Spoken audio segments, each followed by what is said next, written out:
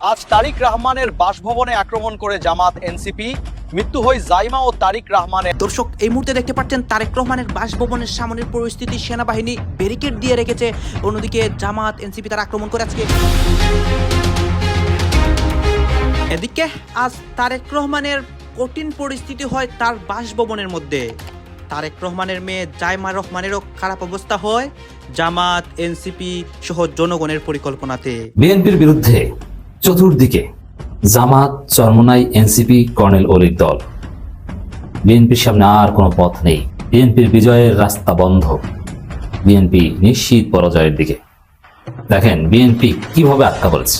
জামায়াত ও বিএনপির কর্মী সমর্থকদের মাঝে সংঘর্ষের ঘটনা ঘটেছে, এতে উভয় পক্ষের বেশ কয়েকজন আহত হয়েছে। প্রিয় ভাই বোনেরা, প্রথমেই আমি আপনাদের কাছে ক্ষমা চেয়ে নিচ্ছি। এই কারণে ক্ষমা চাইছি যে আপনাদের এখানে আমি সশরীরে আসতে পারলাম না। আমার আসার অত্যন্ত ইচ্ছা ছিল, কিন্তু এবার নির্বাচন কমিশন নির্বাচনী অনেক পাখি কিন্তু মাছ টাছ খায়, তবে মাছ টাঙ্গাতে এটার উপর দিয়ে দৌড় যায়। তো বিএনপির উপর বরাবরই দোষ আসতেছে যে বিএনপি যখন বলে যে আওয়ামী লীগের নির্দোষ নেতাকর্মীদের কোনো ক্ষতি হতে দেবে না বিএনপি, এই কথাটা কি অযৌক্তিক কোনো কথা? শতভাগ যৌক্তিক। রাজনীতি এদেশে সবাই করছে, সবাই করে। দিন থেকে মধ্যরাত, বিভাগ থেকে জেলা পেরিয়ে মফস্বল শহরে চলছে বিরতিহীনভাবে তারেক রহমানের নির্বাচনী প্রচারণা। সারা দেশেই তারেক রহমানের নির্বাচনী প্রচারণা চলছে। আজকে তারেক রহমান তার বাসভবনের মধ্যে কঠিন বিপদের মুখে পড়ে জামাত এনসিপির পরিকল্পনায়। দর্শক শ্রোতা, তারেক রহমানের উপর প্রভাব ফেলার জন্য দেশের প্রত্যেকটা রাজনৈতিক দল গোপনে থেকে পরিকল্পনা করে, বিশেষ করে আওয়ামী লীগ তো করেই। শেখ হাসিনা পতনের পর থেকেই দেশের মধ্যে অনেক অস্থিতিশীল পরিবেশ। গত কিছুদিন আগে উসমান হাদির অবস্থা হয়েছিল, তারপর একের পর এক বিভিন্ন ঘটনা রাজপথে ঘটে। আর আজকে নতুন ঘটনা ঘটে। আপনারা দেখতে পারবেন এই মুহূর্তে তারেক রহমানের অবস্থা এবং বাংলাদেশের অবস্থা। দেশের রাজনীতি নিয়ে অনেক আলোচনা সমালোচনার মাধ্যমে অনেক রহস্য উন্মোচন হয়। সবকিছু দেখতে পারবেন এই একটি ভিডিওতে। বিএনপির বিরুদ্ধে চতুর্দিকে জামাত, চরমোনাই, এনসিপি, কর্নেল অলির দল। বিএনপির সামনে আর কোনো পথ নেই। বিএনপির বিজয়ের রাস্তা বন্ধ। বিএনপি নিশ্চিত পরাজয়ের দিকে। দেখেন বিএনপি কিভাবে আটকা পড়েছে। বিএনপি একটা ফুটবল, এই ফুটবলটা লাত্তি খেয়ে এমন এক জায়গায় এসেছে, সেই ফুটবলটার চারপাশে মেসি, রোনাল্ডোরা ফুটবলটা ঘিরে ধরেছে। কে কিভাবে পারে লাত্তি দিয়ে গোলপোস্টের বাইরে ফেলে দিবে। এখন এই ফুটবলটাকে লাথি দিতে, ফুটবলটাকে যারা ঘিরে ফেলেছে চতুর্দিক থেকে, তার মধ্যে বিএনপির কেউ নাই। এমনভাবে বিএনপির হাত পা জামাত জোট বেঁধেছে, বিএনপির পরাজয় এবার নিশ্চিত। জামাত কিভাবে এবার জিততে যাচ্ছে তার আরেকটা ডেভেলপমেন্ট হচ্ছে আমার এই আলোচনা। দর্শক, বিএনপির বিরুদ্ধে একদিকে জামাত, আর জামাত কি এটা তো জানেন। জামাত মানে এই মুহূর্তে দি লার্জেস্ট পলিটিক্যাল পার্টি। জামাত মানে দেশপ্রেমিক শক্তি, দুর্নীতিমুক্ত শক্তি। জামাত মানে ডিসিপ্লিন ফোর্স। জামাত মানে এনাদার সেনাবাহিনী। জামাত মানে তারুণ্যের শক্তি। জামাত মানে ইসলামী শক্তি। জামাত মানে ইনক্লুসিভ শক্তি। জামাত মানে এখন ট্রেন্ডিং এ থাকা। জামাত মানে এখন সুন্দরী নারীদের ভোট, জেনজির ভোট, হুজুরদের ভোট, পেশাজীবীদের ভোট, স্নাতকোত্তর উচ্চশিক্ষিতদের ভোট, এটা প্রতিষ্ঠিত হয়েছে। অতএব বিএনপির বিরুদ্ধে জামাত এটা অসাধারণ প্রতিপক্ষ একদিকে, কিন্তু একদিক থেকে তো আটকানো যায় না। ফুটবল তো যে কোনো ফাঁক থেকে বের হয়ে যেতে পারে। তো দক্ষিণ সাইডে জামাত, এরপরে পশ্চিম সাইডে এনসিপি। এনসিপি কি? এনসিপি হচ্ছে জুলাইয়ের পক্ষের শক্তি, জুলাই নেতৃত্ব দানকারী শক্তি, সংস্কারের শক্তি। এনসিপি হচ্ছে এক মহাশক্তি, তারুণ্যের শক্তি, জেনজির শক্তি। বিশেষ করে নতুন বাংলাদেশের সাত, পাটাতন, কলাম, যাই বলেন না কেন, সব এনসিপি। অতএব কোন দিক থেকে ফুটবল বের হবে? একদিকে জামাত আর একদিকে এনসিপি। কোনো সুযোগ নাই বিজয়ের রাস্তায় যাওয়ার।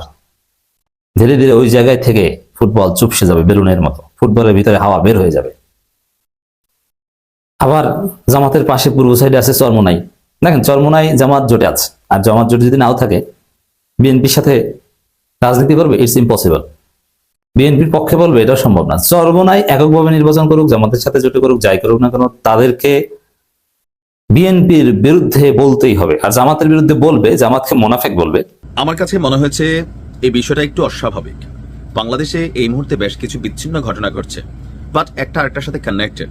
গেল কয়েকদিন আগে কেরানীগঞ্জে একটা মাদ্রাসায় ওই মুহূর্তে ছাত্র ছিল না, কিন্তু শক্তিশালী একটা বিস্ফোরণে ছাদ মাত সহ একটা বিল্ডিং উড়ে গেছে। এখানে খুবই শক্তিশালী বিস্ফোরক ছিল। সামনে নির্বাচন, দেশে নানান ধরনের ঘটনা ঘটতে পারে। আর এর মাঝখানেই গেল শনিবার ভারত থেকে 8টি ট্রাক প্রবেশ করেছে বাংলাদেশে লিগেলি। কোন দিক দিয়ে প্রবেশ করলো? ভারতের পেট্রোপোল স্থলবন্দর দিয়ে। আর এই 8টি ট্রাকে বিপুল পরিমাণ বিস্ফোরক বেনাপোল স্থলবন্দরে প্রবেশ করেছে। 8টি ট্রাকে আনুমানিক কয় কেজি বা কয় মন হবে আমরা যদি সংখ্যাটা দেখি, 125 মেট্রিক টন। 1 মেট্রিক টন কত কেজিতে? এটা কুইজ রইল। কারণ আমার ভিডিও দেখেন একটু জানাও দরকার, হ্যাঁ, পড়ালেখা করবেন। আর যারা জানেন না কমেন্টে দেখে নিবেন, আমি ভিডিও শেষে বলবো। তো বলা হচ্ছে যে দিনাজপুরের মধ্যপাড়া গ্রানাইট মাইনিং কোম্পানি লিমিটেডের খনি থেকে পাথর উত্তোলন এবং খনন কার্যক্রম পরিচালনার জন্য বিস্ফোরক দ্রব্যের এই বিশাল চালানটি আমদানি করেছে রাষ্ট্রীয় প্রতিষ্ঠান Madhyapara granite mining company limited. অর্থাৎ দিনাজপুরে যে গ্রানাইটের উত্তোলন করা হয় সেখানে বিস্ফোরণ ঘটাইতে হয়। আপনারা জানেন এটা মাইনিং এর কাজ, স্বর্ণের খনি, গ্রানাইটের খনি, পাথরের খনি, এগুলোতে কিন্তু বিস্ফোরক গড়ায় গড়াইয়া এগুলো ভাঙতে হয়, পরে এগুলো বিভিন্ন ধাপে ধাপে আইসা আমরা ব্যবহার্য হিসাবে উপযোগী করে তুলি। এখন চালানটি সরবরাহ করেছে ভারতের সুপার শিভা শক্তি কেমিক্যাল প্রাইভেট লিমিটেড। এখন বিস্ফোরক আমদানির বিষয়টি স্পর্শকাতর হওয়ায় বন্দর এলাকায় বিশেষ নিরাপত্তা ব্যবস্থা গ্রহণ করা হয়েছে। বেনাপোল পোর্ট থানার যিনি ভারপ্রাপ্ত কর্মকর্তা আছেন তিনি বলছেন, বিস্ফোরক দ্রব্যের চালানটি সরকারি নিয়ম এবং অনুমোদনের আওতায় আনা হয়েছে। বন্দর এলাকায় সার্বক্ষণিক পুলিশ আইন শৃঙ্খলা বাহিনী নজরদারি করছে। নিরাপত্তার ঘাটতি নেই, সাধারণ মানুষের আতঙ্কিত হওয়ার কোনো কিছুই নেই। আর ভারতীয় ট্রাকগুলো বর্তমানে বন্দরের ডট নাম্বার, আমি বললাম না কারণ আমার ভিডিও শুনে অনেকে যাইতে পারে, ডট নাম্বার ইয়ার্ডে পুলিশি পাহারায় রাখা হয়েছে। আমার কাছে মনে হয় যে এটাতে আসলে তো রাষ্ট্রীয়ভাবে আনা হয়েছে, তাহলে সমস্যা কি আছে? আমাদের ওই যে সরকারি পেট্রোলের যে খনি বা বিভিন্ন জায়গা থেকে দেখি মাঝে মাঝে এত হাজার লিটার তেল নাই। কালকে বিএনপির প্রোগ্রাম হয়েছে, পুলিশি নিরাপত্তা ছিল, 58টা মাইক নাই, না 58 কয়েল তার নাই, মাইক নাই। রাষ্ট্রের অনেক জিনিস গাজী মানে অনেক কোম্পানি বিভিন্ন সময় লুট হয়ে যাচ্ছে মবের মাধ্যমে, তো পুলিশ তো থাকে। ধানমন্ডি 32 ভাঙা হয়েছে, সেখানে মব তৈরি করা হয়েছে, তৌহিদি জনতা মানে মাঝে মাঝে মাজার ভেঙে দিচ্ছে, পুলিশ তো আছেই। এখন অনেক সময় অনেক ঘটনা ঘটতেছে। তো নির্বাচনের আগে দেশের যে কোনো সময় যে কোনো বড় ধরনের দুর্ঘটনা ঘটতে পারে। এই জিনিসগুলা এই মুহূর্তে আমার কাছে মনে হয়েছে বিপজ্জনক। নির্বাচন শেষ হইতো, এগুলা আনতো 4 দিন পরেই মাইনিং করতে কোনো সমস্যা ছিল না। এখন আনছে সমস্যা না, এগুলাকে রাখা বা যে কোম্পানি নিচ্ছে সেইখানে তারা তাদের পার্সোনাল প্রোটেকশন কতটা শক্তিশালী, এগুলা কি এতটা সিকিউর রাখা যাবে যে এখান থেকে 2, 4, 10 কেজি 125 টন, এবার বলি 1 টন মানে 1000 কেজিতে 1 টন, তাহলে আপনি বুঝছেন এখানে কত লক্ষ কেজি বিস্ফোরক মানে ঢুকছে।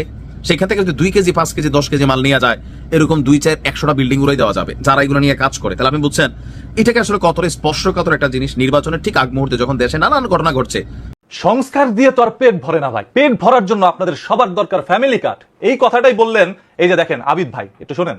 আমাদের সংস্কার দিয়ে তো পেট ভরবে না, আপনার জীবনযাত্রার মান উন্নয়নের জন্য তো উদ্যোগ নিতে হবে। সেই জন্য ফ্যামিলি কার্ড, কৃষক কার্ড, আরো অনেক উদ্যোগ নিচ্ছি। স্বয়ং জনাব তারেক রহমান আপনার এই আসনে ইনশাআল্লাহ আশা করি আপনাদের জীবনযাত্রার মান উন্নয়নে আমরা ভূমিকা রাখতে পারবো। দোয়া রাখবেন আমাদেরকে। যদিও বিষয়টা আবিদ ভাই খুব সুন্দর করে বোঝাইতে পারছে, আমি হয়তো বা ওইভাবে বোঝাতে পারতাম না। তিনি বললেন একজন চায়ের দোকানদার মহিলাকে গিয়ে যে চাচি যদি আপনি ধানের শীষে ভোট দেন তাহলে আপনি একটি ফ্যামিলি কার্ড পাবেন। আর হ্যাঁ, সংস্কার যে করেন, সংস্কার দিয়ে তো আর পেট ভরে না। পেট ভরবে ফ্যামিলি কার্ড দিয়ে, কারণ ওইখান থেকে আপনি মাসে 2000 থেকে 2500 টাকা পাবেন, আরো বেশিও পাইতে পারেন যদি সেটা তারা দিতে চায় আর। এবং এইখানে বিএনপির আবিদ কিন্তু আরো সুন্দর করে বললেন যে বিএনপি কিন্তু চাইছিল সংস্কার করতে, এটা তো তাদেরই একটি উদ্যোগ। সো সংস্কার হবে পরে, তার আগে আপনারা ফ্যামিলি কার্ডের জন্য হইলেও বিএনপিকে ভোট দেন। হ্যাঁ, ফ্যামিলি কার্ডেরও দরকার আছে, সংস্কারেরও দরকার আছে। যেমন ফ্যামিলি কার্ড পাইলে একজন মানুষের ব্যক্তিগত পেট ভরে, আর সংস্কার হইলে পুরো দেশের মানুষের পেট ভরে, পুরো দেশের পেট ভরে। আপনারা বলেন না বাংলাদেশ, এই বাংলাদেশ সবুজ শ্যামল মাতৃভূমি মানে এটা আপনার মা, ঠিক না? বাংলাদেশ তো আমাদের মা। তো এই মায়ের পেটও তো ভরতে হবে, আর এই জন্য সংস্কার দরকার। ব্যক্তিগত পেট ভরে এই দেশের কোনোদিন পরিবর্তন করা যায় না। আপনি ব্যক্তিগত মানুষ হিসাবে পরিবর্তন হইতে পারেন, তবে দেশ পরিবর্তন হবে না। দেশ পরিবর্তন করার জন্য দেশের কাঠামো পরিবর্তন করতে হবে।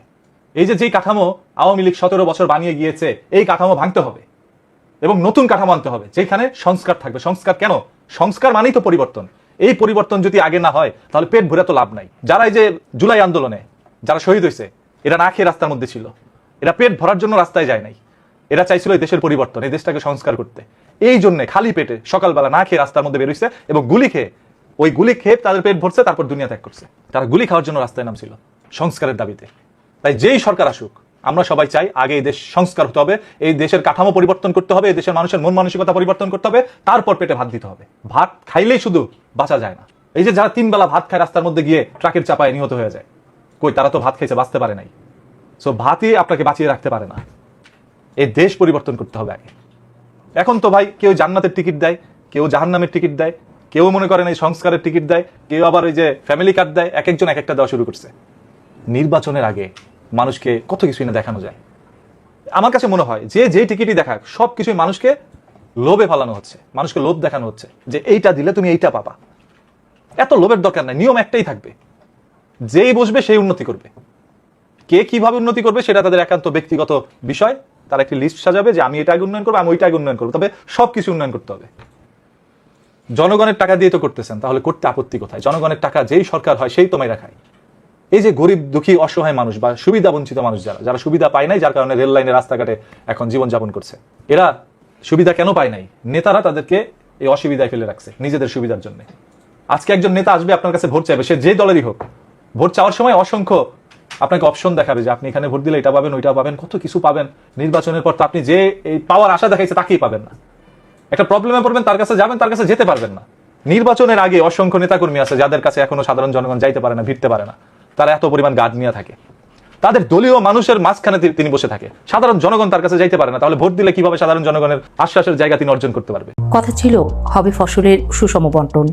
সুখের ঘটনায় সবাই একসাথে হাসবে, সবাই কাতর হবে একে অপরের দুঃখে। 24-এর গণ অভ্যুত্থানের মোটর তো তাই ছিল। কিন্তু কি হচ্ছে এসব? কবি ইমতিয়াজ মাহমুদের ভাষায়, এই নতুন দেশে জেলে থাকা জীবিত বাবাকে দেখতে যাচ্ছে মৃত সন্তান। আওয়ামী লীগের আমলে ছাত্রলীগের বিরুদ্ধে অভিযোগ ভুরি ভুরি। বুয়েটের আবরার হত্যা থেকে শুরু করে জাহাঙ্গীরনগর বিশ্ববিদ্যালয়ের তাণ্ডব, সব ধরনের অভিযোগই ছিল ছাত্রলীগের বিরুদ্ধে। এসবের বিরুদ্ধেই তো আন্দোলনটা হয়েছিল 24-এ, তাই তো? কথা ছিল শিক্ষা প্রতিষ্ঠান থাকবে রাজনীতিমুক্ত, দেশের মানুষকে রাজনৈতিক ট্যাগ দিয়ে গুম, হত্যা, অবিচার করা হবে না। কিন্তু জাবিতে ছাত্রলীগ নেতা শামীমকে পিটিয়ে হত্যা থেকে শুরু করে বাগেরহাট সদর উপজেলার সভাপতি জুয়েল হাসান সাদ্দামের পরিবারের সাথে যা হলো তাতে পরিষ্কার সহনশীলতা তো নয়ই, বরং প্রতিশোধের এক ভয়ঙ্কর খেলা দেখছে বাংলাদেশ। প্রশ্ন উঠেছে, সাম্যের গল্প বলা বাংলাদেশে কিভাবে এতটা নিষ্ঠুরতা দানা বাঁধল? সাদ্দাম যখন জেলে যান তখন তার স্ত্রী 8 মাসের অন্তঃসত্ত্বা ছিলেন। জেলের ভেতরেই শুনতে পান ছেলের বাবা হয়েছেন সাদ্দাম। স্বভাবতই জেলের ভেতরে এক পশলা বৃষ্টির পরশ ছুঁয়ে গিয়েছিল সাদ্দামের হৃদয়। কবে মুক্তি পাবেন, কবে দেখবেন প্রিয় সন্তানের মুখ, সেই আশাতেই ছিলেন সাদ্দাম। কিন্তু একদিন শুনতে পেলেন যে বউটাকে সাদ্দাম ভালোবেসে তুই বলে ডাকতেন, সেই বউটা গলায় দিয়েছে দড়ি, সাথে শেষ করে দিয়ে গেছে একমাত্র ছানাটাকেও। এই জগতে কোনো আশার আলো দেখতে পায়নি সাদ্দামের বউটা। এই ঘটনায় স্বভাবতই মন খারাপ হয়েছে সব দলের নেতাকর্মীদের। কিন্তু যখন শোনা গেল সেই বউ সন্তানের মুখগুলো একবার ছুঁয়ে দেখতে শেষ সুযোগটাও দেওয়া হয়নি সাদ্দামকে, তখন সামাজিক মাধ্যমে যেন ঝড় বয়ে গেল। সব দলমতের মানুষরাই আওয়াজ তুললেন। কাউকে আফসোস করতে দেখা গেল, সাম্যের সমাজ করার শেষ সুযোগটাও কি হারালো বাংলাদেশ? যদিও সংশ্লিষ্ট প্রশাসন বলছে নিয়ম মাফিক আবেদন করেনি সাদ্দামের পরিবার, তবুও একদল মানুষ বলছে একটা মানুষ, সে যদি খুনিও হন, জীবনের এই পর্যায়ে এত এত আইনের মারপ্যাচটা একটু তুলে রেখে আরেকটু মানবিক কি হতে পারত না বাংলাদেশ? এমন সুযোগটা কি আর আসবে এই পোড়া দেশে? বাগেরহাট সদর উপজেলার সাপেরডাঙ্গা গ্রামের চিত্রটা এখন বড্ড ফ্যাকাশে। কানিজ সুবর্ণা, বয়স মাত্র 22। জীবনে যে সময় হাতে মেহেদি আর চোখে স্বপ্ন থাকার কথা, সেই সময় তার চোখে ছিল শুধুই আতঙ্ক আর অনিশ্চয়তা। স্বামী জুয়েল হাসান সাদ্দাম ছাত্রলীগের নেতা, এটাই ছিল তার অপরাধ। স্বামী জেলে, কিন্তু জেলের বাইরের সমাজটা কানিজের জন্য হয়ে উঠেছিল আরেক জেলখানা। অন্তর্বর্তী সরকারের আমলে দায়ের হওয়া একের পর এক মামলায় সাদ্দামের মুক্তি যখন সুদূরের বাতিঘর, তখন কানিজ হয়তো ভেবেছিল এ আধার কাটবার নয়। 9 মাসের ফুটফুটে সন্তান সেজাদ হাসান, যাকে বাবা এখনো কোলে তুলে নিতে পারেননি, তাকে নিয়ে কানিজ বেছে নেন এক চরম পথ। সন্তানকে বালতির পানিতে চুবিয়ে নিজে ঝুলে পড়লেন সিলিং ফ্যানে। প্রতিবেশীরা যখন উদ্ধার করলো তখন আর প্রাণ নেই। কেন এই পথ?